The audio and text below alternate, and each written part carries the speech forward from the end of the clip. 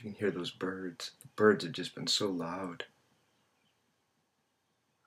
But I thought I would try to talk a little bit today about iconicity and the degree to which mind's consciousness seems to operate through recognition of similarity or resemblance or likeness. There's lots of different ways to get at this, how one thing can seem to be another. Now, in semiotics, and I've posted some other videos on this, there's oftentimes a distinction made between three levels of the sign. There is the index, there's the icon, and then there's the symbol. Now, the index is the sign as it indicates other items, but the relation to those items is by contiguity, by things that they're next to or factually related to by space and time contact. So some particular local space-time contact. It's oftentimes said to be a causal connection, but it doesn't really have to be. It could just be, things that happen in an information theory especially. There can be kinds of contiguity of what things occur next to other things, and these are the kinds of, clues, for example, that are used in detective work, forensic science, and all this kind of stuff. But there are the next level of signs would be those signs that mean other signs by similarity or likeness. And then the last one would be those that are supposedly learned by convention. They're arbitrary, or there's no necessary relationship, but the relationship, you'd say, is not motivated by anything other than learned cultural convention, something like this. And I think, what's so interesting is that these sort of classic distinctions, and they're, how do you get at it? It's that in science, it's largely tried to reduce everything to indexical signs. That is, things can be defined by being weighed, specified, in terms of, I guess, either an element or a molecule. We could talk about, what are the particular, the atomic weight, and we can get at the size of a molecule and the particular bonding relations that go into particular molecules, carbon as an example. But once you get to a different level of abstraction, you start to deal with the world as things appear and as they seem similar to or dissimilar from. And like a scarecrow. See, the scarecrow, it doesn't really matter what the materials are made of. It doesn't have an essential component. That is, a scarecrow could be made of lots of different things, but it has to look sufficiently like what a crow is going to be scared of. And a fishing lure. Now, some of this stuff, I think, has re-entered the scientific world through a recovery of the ancient notion of mimesis, and it's, the contemporary notion of meme. And so people talk about a kind of self-replicating of an idea, or they'll almost give a kind of agency to an idea as if the idea seeks to replicate itself, distribute itself. And again, what they're trying to get at is, I guess, the way that those ideas that have some kind of similarity embedded in them are what allow us to, I guess, experience the motivation within that sign. And I want to see if I can get it a little bit further.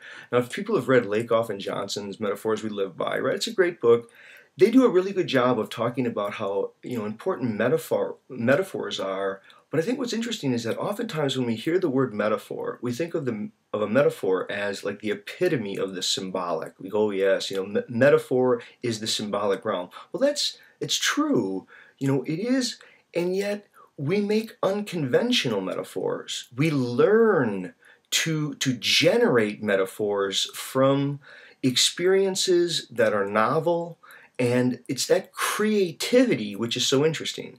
So, what they're going to say, and I think this is very right, is that we have two domains of experience. We have one fairly similar, well-defined, with clear structure domain of experience, and then we have a different domain of experience that doesn't have as clear of a structure, and we use one domain's structure to, I guess, organize or highlight and then hide other aspects in that less familiar domain. And so, we use one domain of experience as a way of looking at another. And so metaphor can be very generative.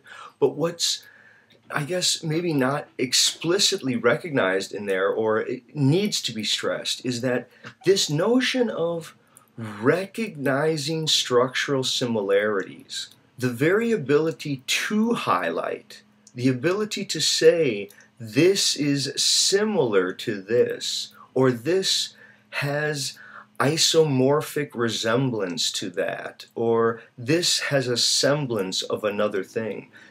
Those, they're symbolic, but they're not learned by convention. They're not arbitrary. They're motivated internally by an iconicity of the sign. And I think if more people could understand the degree to which iconicity is, it's part of what we mean by humanity. Now, it's not certainly the humans don't have a monopoly on it. That's why scarecrows and fishing lures and other things work. Part of the argument would be that only by the time that you get to the symbol, the arbitrary one, can you learn to differentiate the indexical from the iconic. But it would take us too far afield. And that would be the point of, again, forensic science and detective work, as well as, criminals, they try to deal in semblances and in likenesses, and if they're going to leave, I don't know, deceptive clues behind to try to leave false impressions, they have to in some way imagine how the detective is going to look at the work, in the same way that the detective could be very suspicious of any clues left. So, some of it is very interesting, but I think that the larger point is that people, I'm trying to really get to this, is that I think one of the basic structures of human thought, of human reasoning, it's not abstract reasoning in the sense of use of arbitrary learned conventional symbol systems. Now, it is partly that, but it's largely a kind of reason that's highly irrational. It's mimetic repetition. It's just imitation for imitation's sake. And I thought I would maybe try to clarify that a little bit further and just really get at, we imitate sounds. Like I was thinking about little children. Children learn to make the sounds of other animals. They run around and they do monkeys and they do elephants and they do the dog barks and they do the chicken and they do a train that's close and then a train from far away, and they do car crashes. And it's really interesting the way that humans as sound makers are imitators of the world. And we imitate the world's sights and sounds. And so, drawing in all forms of graphic representation, those are obvious forms of mimesis. But even sound, sort of sounding itself.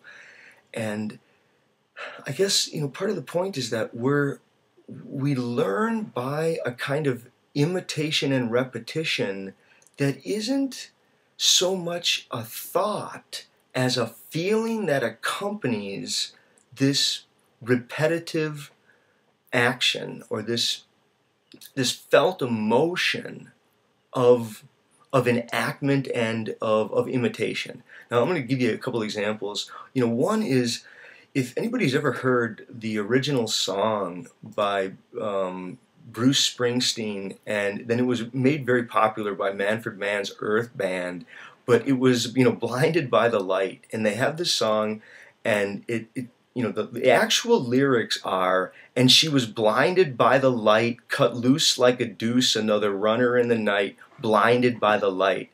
Okay, now, and I'll post the lyrics down below for that. And I think it's funny, not only do people mishear those lyrics and people argue about what those lyrics are, But even when you know them, it doesn't really help you that much. It's not like there's real semantic, rational value to music lyrics.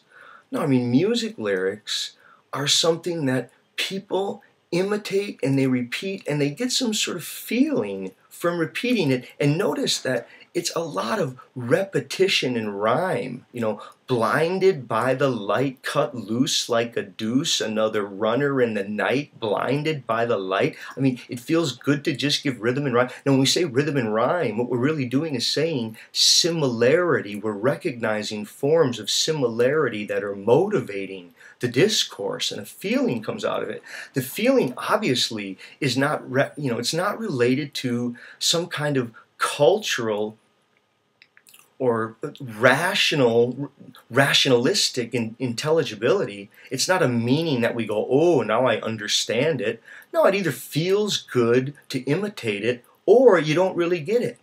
You know, I mean, it's an interesting kind of form. It's very different than, like, say, the form of classical music, where it's an emotional drawing that I think we share with animals. Here, I don't know, you know, it's a semantic value, that is, it's a word, and yet it's largely a word reduced to its iconicity. Okay, so, I mean, I don't know if, I mean, I'll give you one more example, but Rapper's Delight, if people have ever heard that song by the Sugar Hill Gang, okay? This song it's touted by some people to be in the top 500 songs of all time. I mean, this is like a super song, and here's how the song starts. It says, here's how it begins. It says, I said a hip hop, a hippie to the hippie, the hip hip, a hoppy, you don't stop, a rocket to the bang bang boogie, say up jump the boogie, to the rhythm of the boogie the beat. That's the opening of the song. Tons of people, they funk out to that, they get real, they're getting down with that. And what are they doing?